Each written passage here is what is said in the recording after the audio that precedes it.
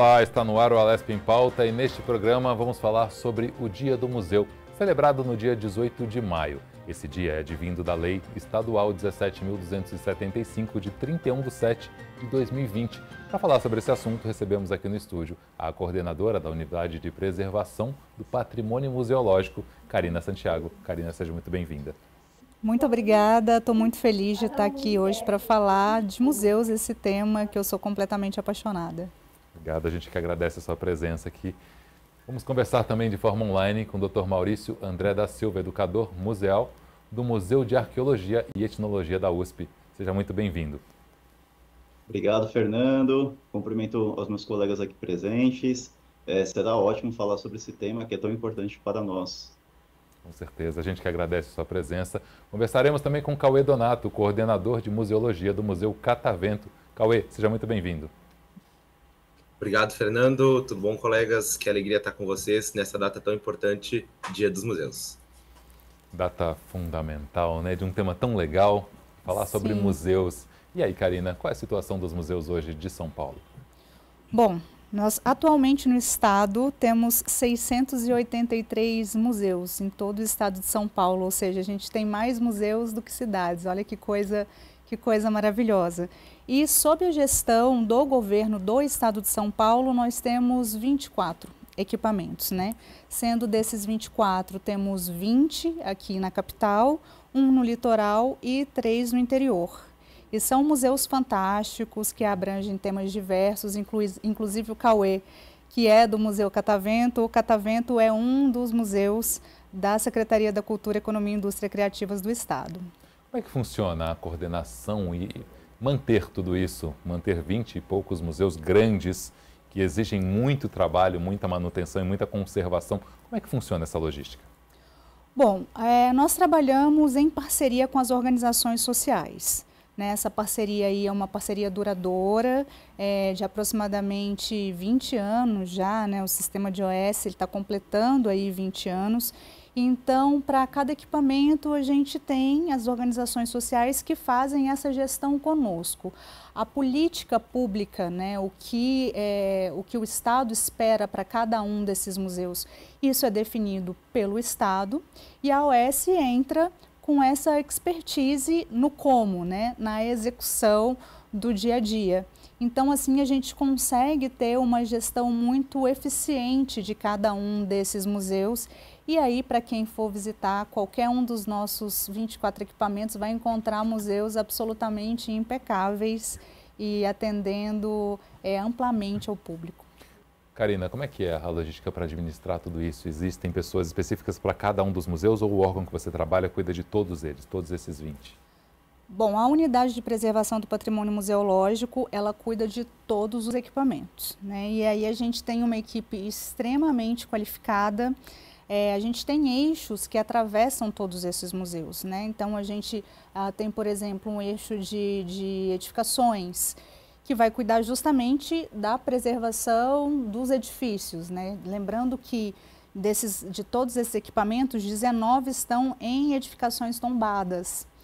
A gente tem o eixo do educativo, do programa educativo, então a gente tem um comitê que cuida do educativo, acervo, a programação, por aí vai, e obviamente as questões contratuais, porque é um contrato com as organizações sociais.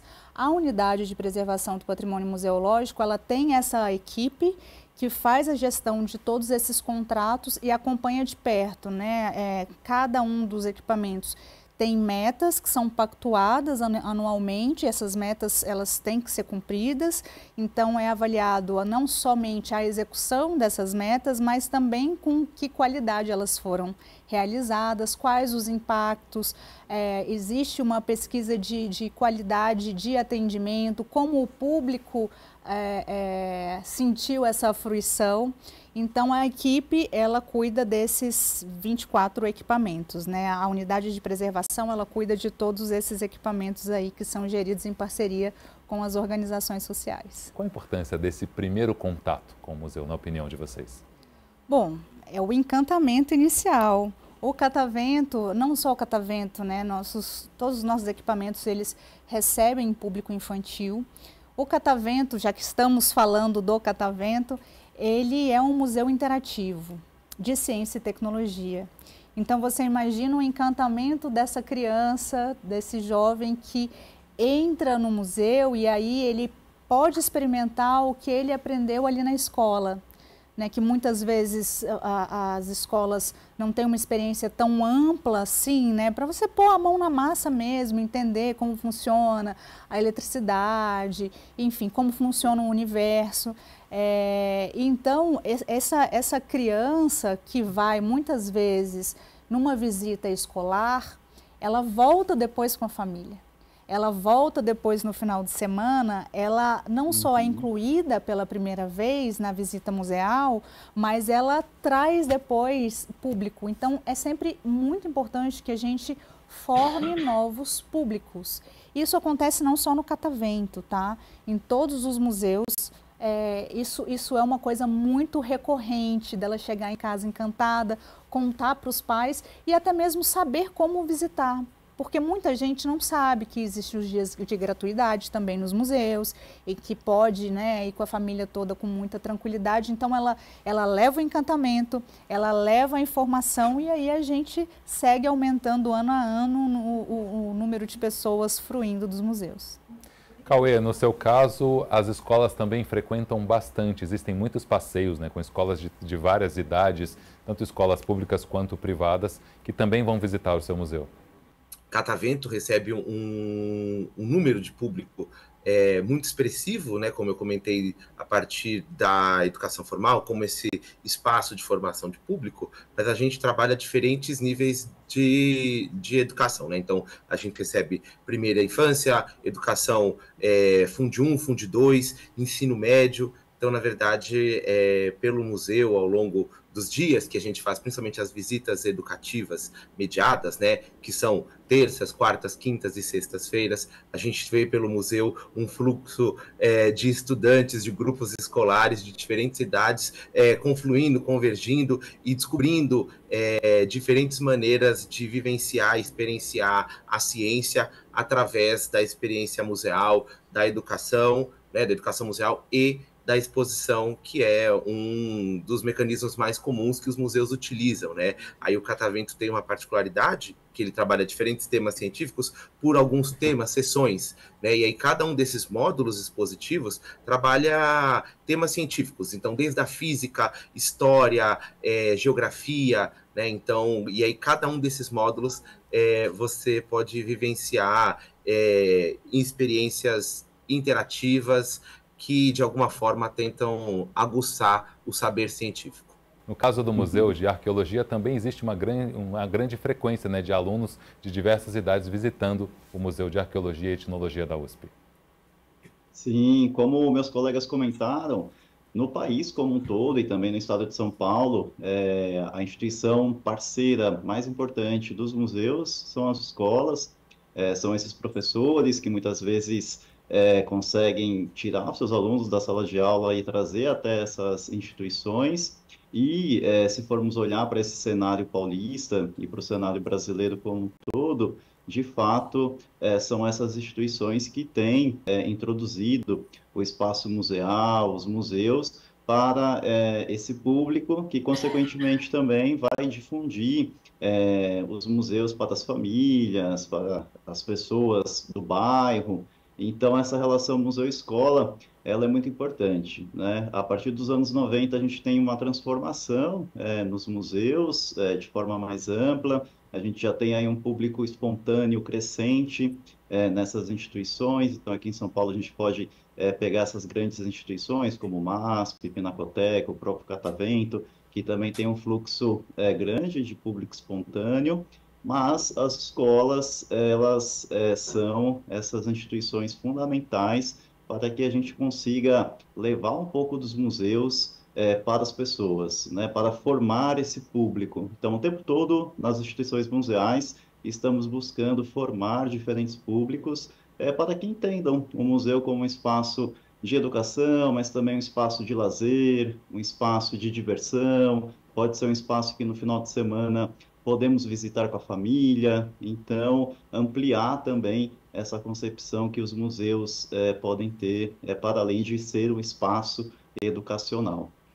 Maurício, que tipo de divulgação, na tua opinião, funciona melhor? Tem sido mais acertada para trazer pessoas novas ao museu? Não só os alunos, mas também os pais, como a Karina citou, né, que vem junto com as informações das crianças. Que tipo de divulgação funciona melhor? Olha, hoje em dia a gente não tem como fugir das redes de forma mais ampla. A cultura digital ela é muito importante para os museus, sobretudo para a gente chegar nas novas gerações, pensar aí na geração Z, que mobiliza essas tecnologias e ferramentas de uma forma muito eficiente. Então, de fato, os museus precisam cada vez mais ocupar essa cultura digital com conteúdo de qualidade. Eu acho que não só promovendo as nossas instituições e atividades, mas também produzindo conteúdos, ocupando esse cyberespaço com dados de qualidade, com informações interessantes para esses diferentes públicos. Então, eu acho que de partida é pensar na ocupação dos museus, desse cyber-universo, é muito importante. Karina, falando em inovação, tecnologias, mídias sociais, quais são os principais desafios que o Estado tem hoje para atrair mais público e para divulgar da maneira correta os museus de São Paulo? Bom, como eu falei, são 24 equipamentos e aí a gente tem segmentos muito diversos, né? Nós temos, por exemplo, vou citar aqui um dos nossos museus nessa área de tecnologia, né, de inovação, que é o Music Experience, que é um museu de experiência mesmo, é um museu onde a pessoa se vê imersa nas exposições, né? Atualmente a gente está com uma exposição do Chaves, e que foi assim um sucesso estrondoso. Para você ter uma ideia, nas primeiras semanas as pessoas começaram a fazer fila para entrar às 5 horas da manhã para visitar o museu. E aí a gente se depara com alguns desafios, como por exemplo, a divulgação foi excelente, a gente inclusive proporciona, né, transporte saindo com um ônibus que vai para esse museu, mas o que a gente achou melhor? A gente distribuía, por exemplo, esse ingresso antes pela internet, mas e aí? E aquele público que não tem acesso a isso? Então a gente sempre tem que pensar como um equipamento público, um equipamento do Estado, ele tem que abarcar o maior número de pessoas possível.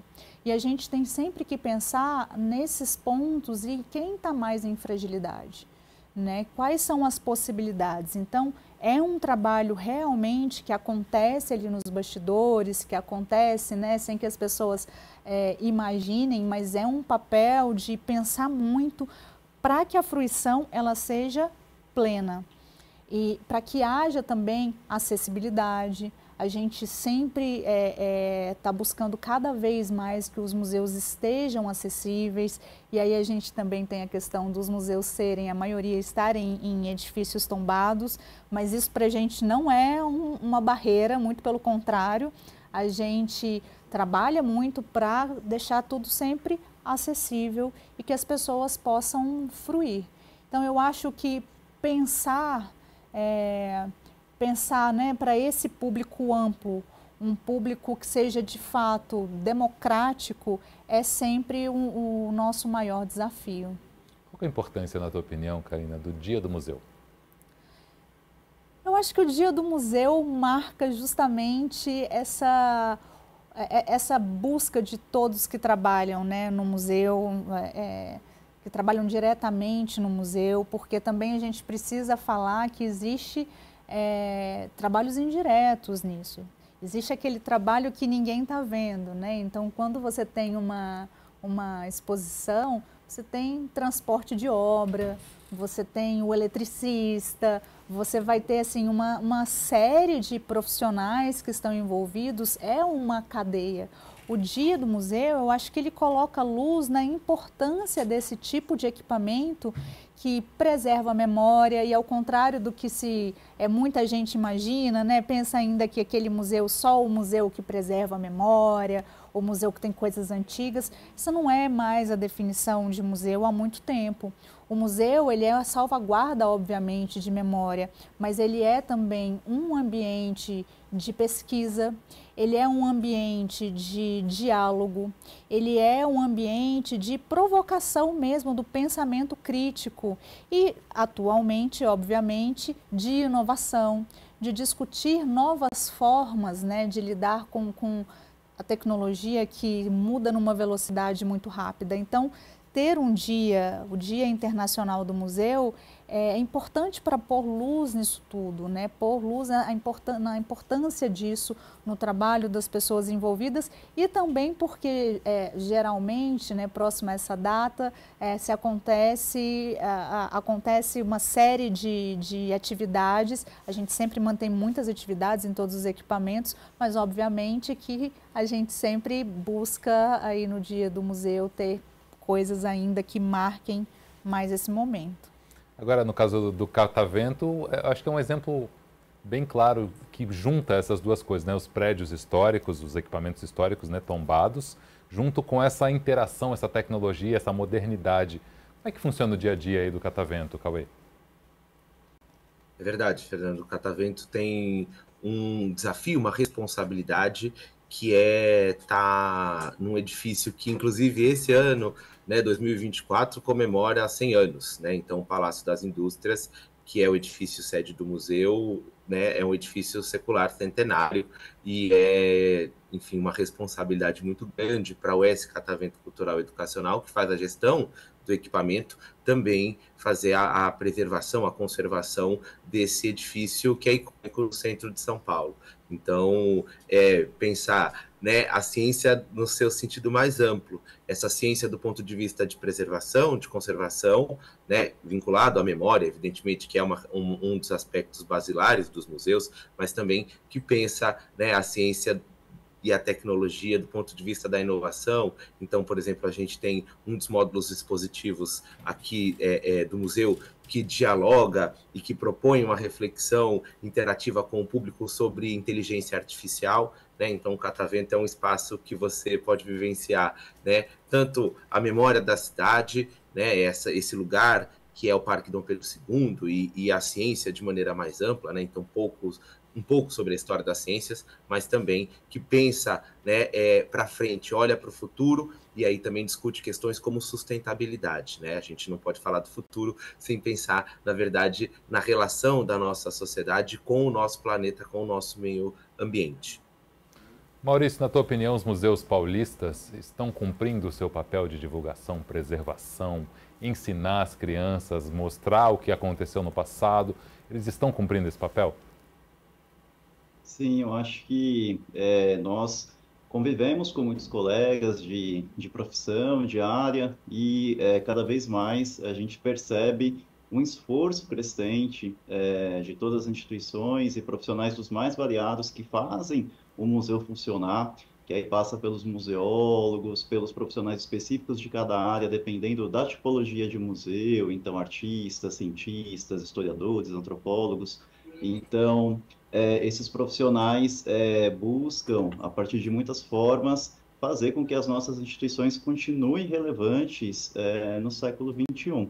E para que elas continuem sendo relevantes, precisamos das pessoas. Precisamos ter um impacto social, precisamos dialogar com o nosso entorno, precisamos que as pessoas, de uma certa maneira, se identifiquem com as nossas instituições. E olhando para o estado de São Paulo, que é um estado tão diverso, repleto de tantas histórias, de tantos sotaques, de tantas culturas, as nossas instituições das mais variadas, porque também passa pelos museus universitários, como é o caso do museu que eu trabalho, pelos museus comunitários, pelas grandes instituições, cada um, a seu modo, busca o tempo inteiro esse diálogo e, sobretudo, fazer com que a sua missão seja cumprida, que é criar essas conexões entre esses acervos que estão salvaguardados, que estão preservados, e essas conexões com as pessoas do presente, atualizando esse acervo. Então, a gente poderia aqui dar vários exemplos de instituições, mas hoje o Estado de São Paulo, com certeza, ele tem aí construído uma área muito sólida nesse aspecto de manter esse diálogo com as pessoas, com as comunidades, com o seu entorno. Karina, falando em museus de São Paulo, a primeira coisa que vem à mente são os grandes, né? O MASP, Pinacoteca, enfim. Quais são os museus que têm surpreendido o público e que tem um público crescente e que não são tão divulgados na grande mídia, nos cartões postais de São Paulo? Olha, bom, em primeiro lugar, eu vou fazer uma observação, assim. É claro que um dos nossos objetivos é sempre aumentar o número de público e a gente tem feito isso em todos os nossos museus. A gente tem um número crescente, né? Mas é muito importante ressaltar que a qualidade dessa fruição, independente do volume, né, de pessoas que visitam o museu, isso para a gente tem uma importância muito grande. E aí, é óbvio que a gente vai ter, eu vou te falar primeiro dos dois museus mais visitados, Catavento, que está aqui, e a Pinacoteca de São Paulo, mas a gente tem também o Paço das Artes, que é um museu muito bacana, muito interessante, o Museu das Favelas, que é um museu razoavelmente novo, né, que está ali no centro e que para a gente assim, é uma alegria, uma felicidade. Ele é muito ativo, inclusive, não só na parte expositiva, mas na parte das atividades. Então, aos finais de semana, é um museu que tem muitas ativações e tem esse público crescente. Bom, citar o museu está me colocando numa situação complicada aí, porque vai causar aí, olha, os museus que eu não citei são todos, como eu falei, nossos museus são todos impecáveis, mas eu poderia citar sim o Museu das Favelas, como esse museu que tem crescido vertiginosamente e com essas atividades sempre incríveis aos finais de semana também. O Museu do Ipiranga, que passou muitos anos fechado, foi um grande desafio, né? Uma parceria público-privada, vários financiamentos diferentes para voltar ativa do jeito que ele está. Hoje ele é uma referência, né? Está impecável também em São Paulo. O Museu do Ipiranga é um museu da USP, não é um museu que é gerido pela unidade pela UPPM, Unidade de Patrimônio Museológico, mas foi um museu que passou por uma grande reforma.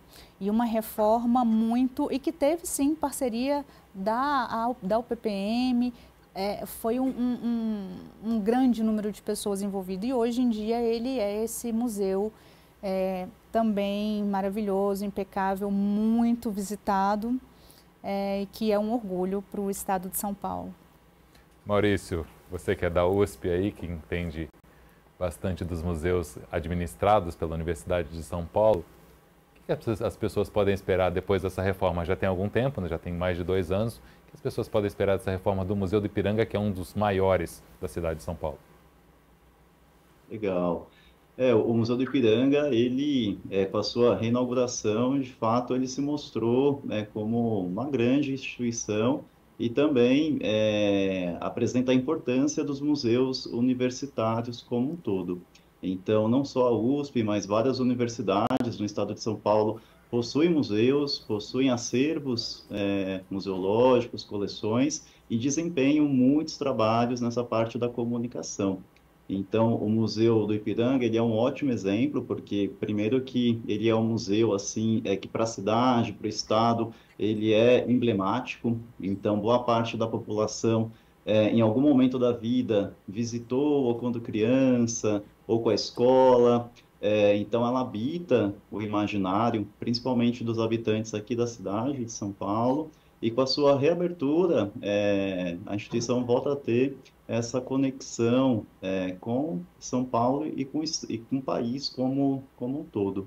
E o que vale destacar é esse modelo específico de gestão, né, dentro de uma universidade, onde nós temos a pesquisa, o ensino e a extensão, né? Então, as universidades públicas, elas têm o dever e o compromisso de dialogar com a sociedade, digamos, prestar contas para a sociedade, e os museus são os espaços adequados para isso, que é nesse local que a gente pode entrar em contato não só com o acervo, mas também com as pesquisas atuais que vêm sendo desenvolvidas. E cabe destacar que no Museu do Ipiranga teve toda uma preocupação com essa dimensão da acessibilidade. Então, as nossas colegas educadoras museais, a Denise Peixoto e a Isabela Ribeiro, elas conduziram muito bem, junto com a equipe curatorial, toda uma transformação na maneira como esse museu se apresentaria para o público, entendendo a acessibilidade de forma ampla em todos os espaços,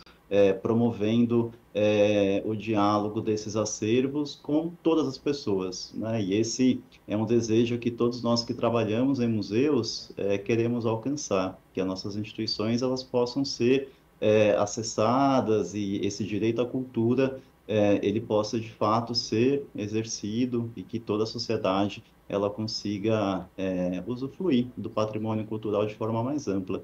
Então, os museus universitários, eles são importantes, né? Acho que primeiro porque as universidades são o patrimônio também do Estado, né? Se a gente pegar algumas aqui em São Paulo, a USP, Unesp, Unicamp, então os museus são esses canais potenciais de diálogo das universidades com diferentes públicos. Karina, algumas pesquisas mostram que o número de turistas em São Paulo vindos de fora do estado e também de fora do país tem aumentado. Qual o perfil dessas pessoas que têm buscado os museus de São Paulo? São pessoas normalmente da região ou são pessoas que vêm de todos os lugares para conhecer os museus paulistas? São pessoas que vêm do mundo inteiro. Não só de todo o Brasil, mas são pessoas do mundo inteiro. Os museus aqui, eles têm um apelo turístico muito grande. E aí eu vou falar, inclusive, por mim, que não sou de São Paulo, mas que até me mudar para cá, todas as vezes que eu vinha a São Paulo, obrigatoriamente eu visitava a maior quantidade de museus que eu conseguia. Então a gente tem um público de turistas altíssimo, tá? E isso eu te digo que é em praticamente todos os nossos museus do estado, a gente atrai muito esse turista, essa pessoa que vem para São Paulo, às vezes só para passar o fim de semana, mas ela vem e muita gente vem exclusivamente para visitar os museus. Até porque você falou que são muitos eventos, né? O museu está constantemente se atualizando com coleções permanentes, inclusive coleções temporárias. Isso, a gente tem geralmente as exposições de longa duração e ao longo do ano a gente abre várias exposições temporárias. Então, você pode voltar ao museu várias vezes, você sempre vai encontrar um museu diferente daquele que você esteve lá. E mesmo nas nossas exposições de longa, a gente sempre tem ali os diretores, os curadores, que sempre mudam um pouquinho, então, assim, sempre tem alguma mudança. Um exemplo disso é o Museu Afro Brasil, que fica no Parque do Ibirapuera. O Museu Afro Brasil é um museu que ele praticamente tem uma mudança diária na exposição, e eu não estou exagerando, diariamente ele é movimentado. Então você pode voltar lá diversas vezes que você sempre vai encontrar alguma coisa diferente, e ele também tem as exposições temporárias que abastecem, né, esse público que é um frequentador mais assíduo. Ele sempre volta e ele sempre encontra algo novo. Ótimo. Cauê, Maurício, Karina, nós vamos fazer um breve intervalo. Daqui a pouquinho a gente continua o nosso bate-papo. O Alesp em Pauta volta já já.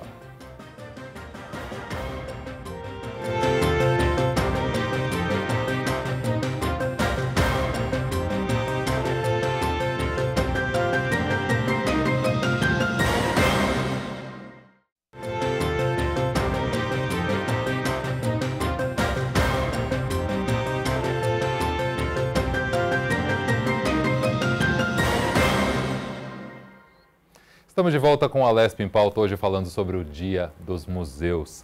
Karina, quais são os desafios falando em prédios históricos tombados que necessitam de reformas ou de restaurações?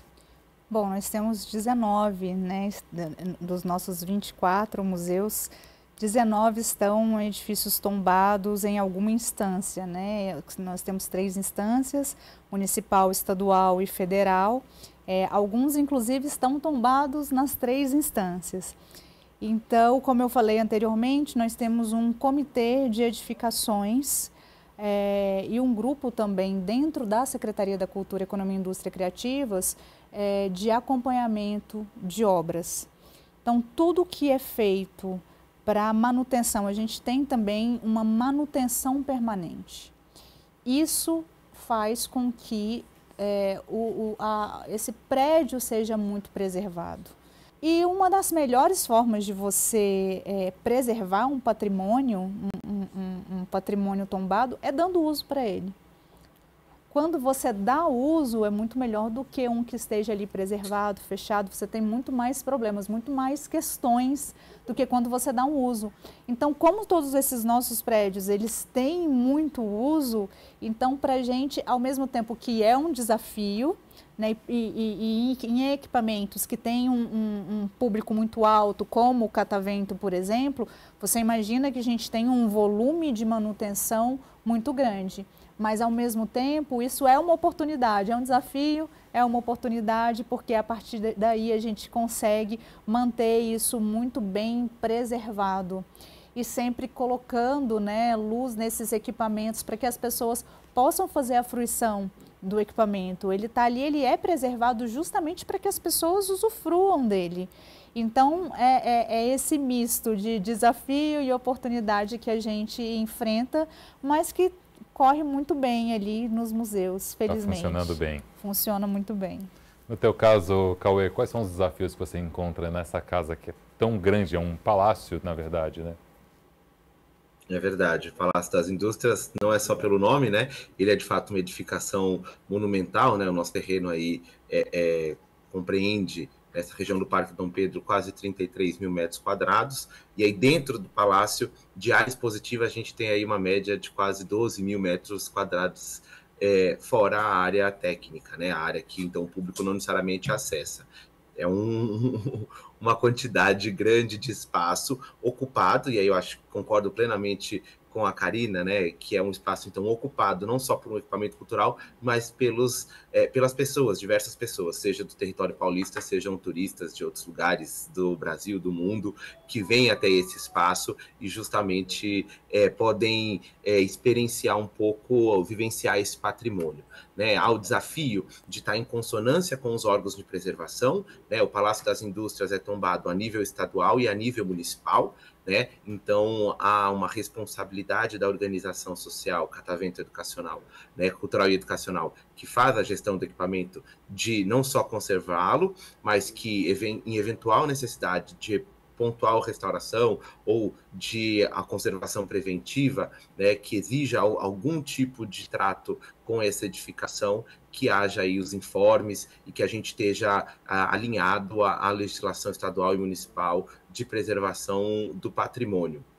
Acredito também que há uma responsabilidade com o território, né? E aí eu acho que todos os museus de alguma forma dialogam com isso, né? E os museus que estão em lugares que são tombados, em edificações, né?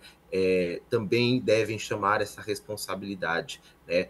Para além das funções de expor, de receber e de permitir a fruição do público, os museus têm que estar em consonância com o seu território, com as suas comunidades, então também levar isso em consideração faz parte hoje do cotidiano das instituições museológicas.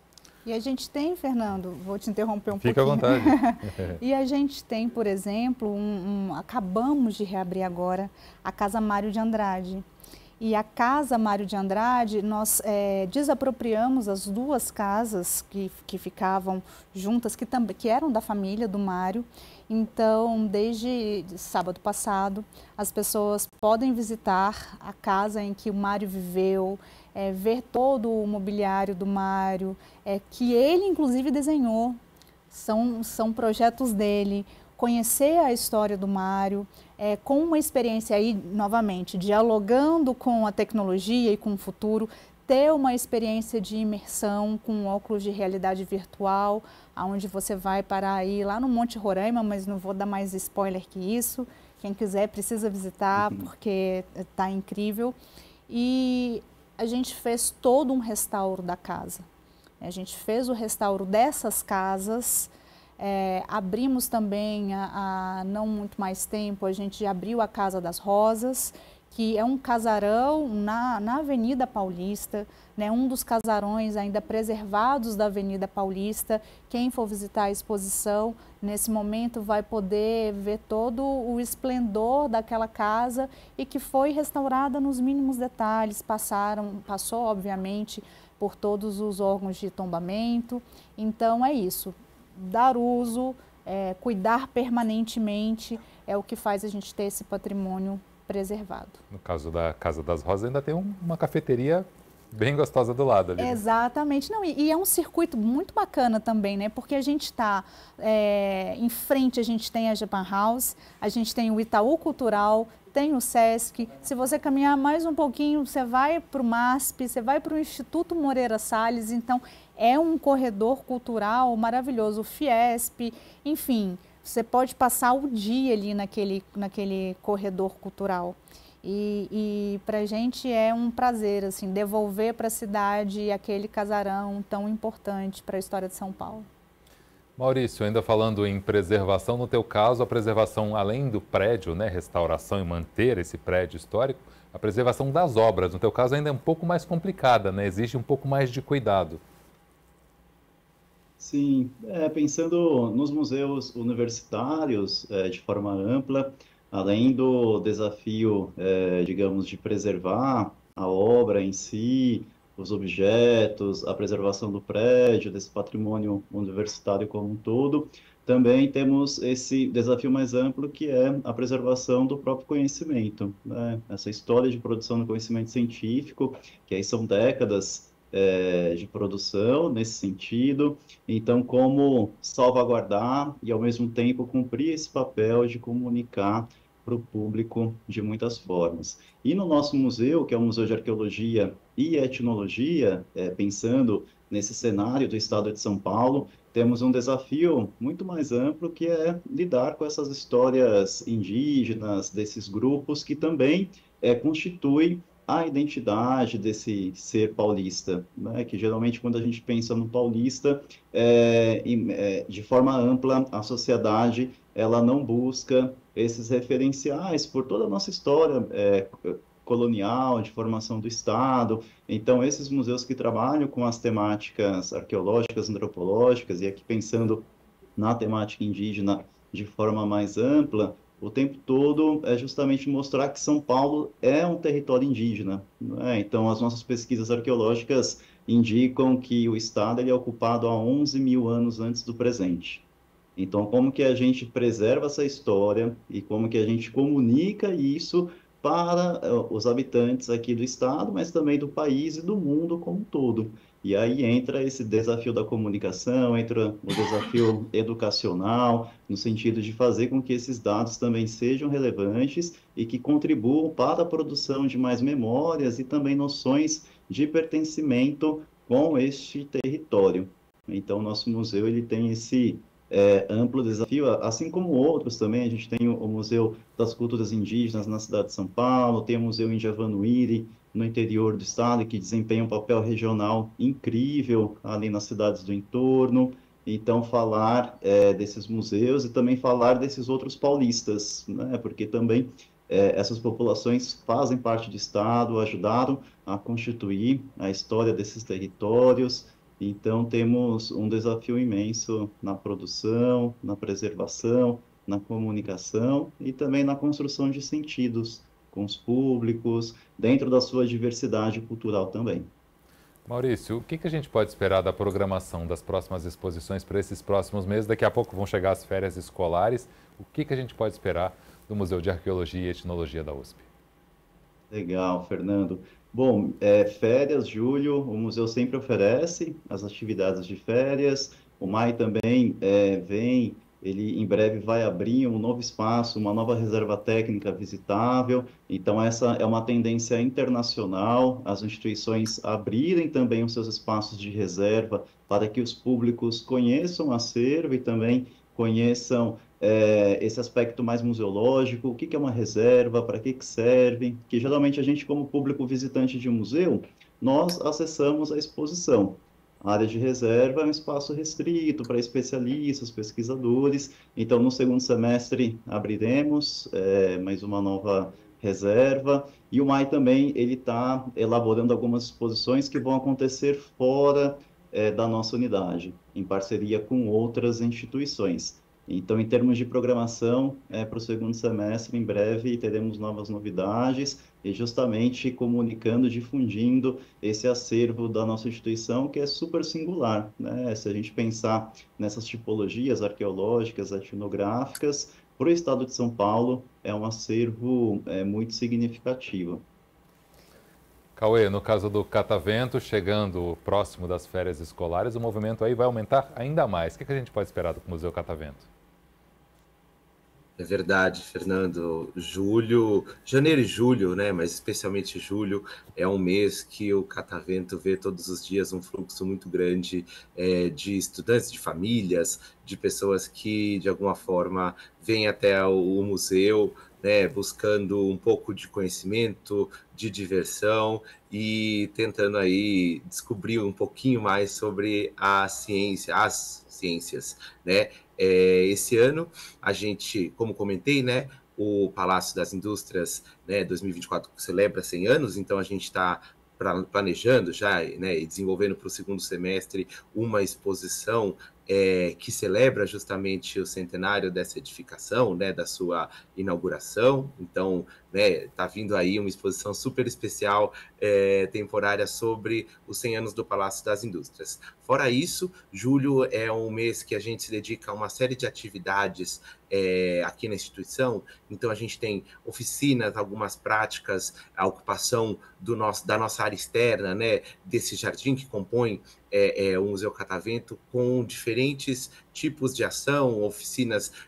Por exemplo, a gente fez uma em janeiro que fez um sucesso absurdo, que foi uma oficina de arqueologia, de experimentação de arqueologia, né? Aí conversando um pouco com o que o Maurício, o tema do MAI, né? E isso provavelmente a gente repete em julho. É sempre muito interessante ver como o público abraça as nossas propostas de atividade. A gente tem aqui, né, um módulo expositivo, que é um laboratório de química, em que a pessoa, então, ela consegue imergir, né, nesse ambiente, que é um ambiente, então, né, o laboratório de química geralmente não é um espaço de todo mundo, e aí alguns experimentos, né, os nossos técnicos, nossos educadores desenvolvem e as pessoas participam. É sempre muito legal, e em julho a gente geralmente amplifica isso ainda mais, né, leva isso para o auditório, para o show de química, para que mais pessoas possam vivenciar um pouco essa experiência. Então, a gente vem se organizando para poder fazer o máximo de coisas para receber esse público que vem até o Museu Catavento. Legal. Karina, falando em diversidade, no processo de ensino-aprendizagem das crianças nas mais diversas matérias, qual a importância dos museus para que se aprofunde ainda mais temas específicos de matérias específicas e, de forma cultural? O Maurício mencionou uma coisa muito legal, que os moradores, né, da região de São Paulo, 11 mil anos, né, habitam São Paulo. Como aprofundar mais esse conhecimento dentro das escolas com essa conexão escolas-museus? Nós temos, aproveitando aí o gancho do Maurício, né, que ele falou de um dos nossos museus, que é o Museu das Dois, na verdade, o Indiavanuí, e o Museu das Culturas Indígenas. O Museu das Culturas Indígenas, por exemplo, é um caso único, porque ele é o único museu com essa temática indígena, onde o conselho do museu é formado por 34 indígenas. Então, ele não é um museu que apenas fala sobre a cultura indígena, ele é um museu que é feito por indígenas. Lá a gente tem os mestres do conhecimento, né, os arte-educadores, né, que a gente tem em todos os museus. No Museu das Culturas Indígenas, eles são os mestres do saber, né, os mestres do saber. E eles passam, então, é quase um complemento, de fato, da história, porque quem visita o museu, as crianças, os adolescentes, os adultos, enfim, o público em geral, né? A questão educacional, ela não está só vinculada à criança, é uma coisa muito mais ampla. Ele vai receber esse conhecimento sob uma outra ótica, que não é a ótica de quem colonizou, não é a ótica que está predominantemente nos livros didáticos. Vai ser a ótica dos indígenas e não só aquilo que a gente aprendeu nos livros didáticos ao longo da nossa vida. Isso mudou muito, né? Ao longo dos anos, claro. Eu e você tivemos, não vamos falar a nossa idade, mas nós tivemos uma outra forma de aprender sobre esse tema. E eles têm a oportunidade, então, de ouvir dos indígenas como foi para eles esse processo de colonização, de ocupação no território. Como o Maurício acabou de dizer, São Paulo é uma terra indígena, né? E aí você traz, por meio do museu, você traz justamente essa visão e essa educação que vai posteriormente trazer um maior respeito ao meio ambiente, um maior respeito à diversidade, às etnias, que o Brasil é um país formado por diversas etnias, então isso não atinge só um respeito aos povos indígenas, né? Mas você começa a trabalhar a diversidade e que as pessoas enxerguem isso, enxerguem o próximo como devem ser vistos, né? Com respeito. E a gente tem também o Museu Afro-Brasil. O Museu Afro-Brasil tem esse acervo de arte brasileira e africana que só agora o restante do mundo está tendo essa preocupação de formação de um acervo que nós temos. Esse museu é um museu importantíssimo para o mundo inteiro. Museus do mundo inteiro estão buscando ter o acervo que nós temos aqui em São Paulo, no Museu Afro-Brasil Emanuel Araújo. O Emanuel Araújo, né, que foi esse grande diretor, esse artista, essa pessoa que pensou de uma forma muito anterior a todas as outras grandes instituições de fora do Brasil, e ele formou um acervo muito importante. Então, as pessoas que frequentam o Museu Afro-Brasil também entendem essa diversidade, a diversidade também religiosa, que também está presente lá. Então, o papel do museu, ele realmente é muito abrangente quando a gente está tratando dessa parte educativa. O Museu Afro-Brasil é uma referência, não só no Brasil, mas no mundo inteiro, né? Inclusive, no ano passado, nós fizemos um especial na Semana da Consciência Negra lá dentro do museu, que hoje ele é conhecido em grande parte do mundo, né? Sim, e agora a gente assumiu um novo diretor artístico, né? Nós tivemos a perda do Emanuel Araújo e aí precisávamos de ter uma pessoa, né, que pudesse também estar ali no museu, enquanto uma ausência do Emanuel, porque é óbvio que essa ausência do Emanuel será permanente pela pessoa grandiosa que ele foi, o artista, o diretor, enfim, mas uma pessoa que tivesse também esse peso no Museu Afro-Brasil, e a gente assumiu há pouco tempo um novo diretor, que é o Hélio Menezes, que inclusive foi curador da última Bienal e que tem uma história junto do museu, porque ele já pesquisava o museu desde sempre, assim, desde a graduação dele. Então, ele é baiano e sempre pesquisou esse museu, então foi uma construção, né, que culminou agora com ele assumindo a direção artística do Afro-Brasil. Para vocês, Maurício, Cauê, qual a importância dessa conexão entre as escolas, o processo de ensino-aprendizagem e os museus paulistas? Legal, vou puxar aqui e depois o Cauê ele continua.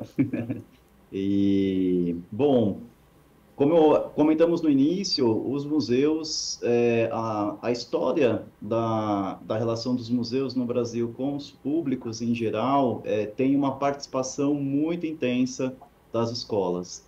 Então, inclusive, tem muita discussão nesse sentido, digamos, para que esses papéis não se confundam, que também é algo muito comum na nossa área. As pessoas acham que visitar o museu é ilustrar uma aula, é você ter na prática uma aula que você viu na sala de aula. Então, essa relação museu-escola, ela é super antiga, e no Brasil, né, que tem aí uma desigualdade social imensa, as escolas, elas são essa porta de entrada aos museus. Se a gente olha para a realidade europeia, né, que tem outros índices de desenvolvimento, nós já percebemos que esse fluxo de visita das pessoas às instituições museais, ela já é mais fluida, ela acontece de forma mais espontânea, digamos assim. Aqui no Brasil, em São Paulo como um todo, temos uma série de barreiras reais e barreiras invisíveis, né? Então, boa parte das nossas instituições ou tem um dia de gratuidade, ou são instituições gratuitas, como aqui no caso de boa parte dos museus da USP, mas muitas pessoas não frequentam.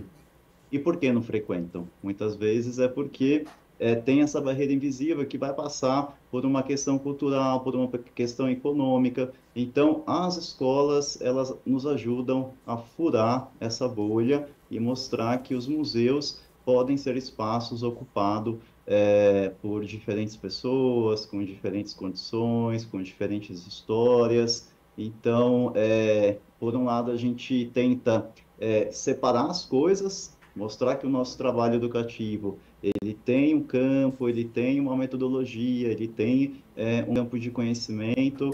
A escola, a educação formal, ela vai por outro caminho, mas ainda no Brasil precisamos das escolas, né? Tanto que na definição conceitual de museu, a última definição que o ICOM, que é o Conselho Internacional de Museus, lançou, justamente essa palavra educação, ela foi um grande debate na definição, porque outros países, devido à sua história, não achavam tão relevante essa palavra estar na definição de museus. Mas aí, sobretudo, país do sul global, começaram um movimento de militância e falaram, olha, para a nossa realidade conceitual na definição de museus, o museu ele é um espaço educativo. Então, precisamos das escolas e que bom que temos professores e professoras engajados fazendo esse movimento, porque sabemos também que não é fácil tirar uma turma da sala de aula e levar para as instituições museais.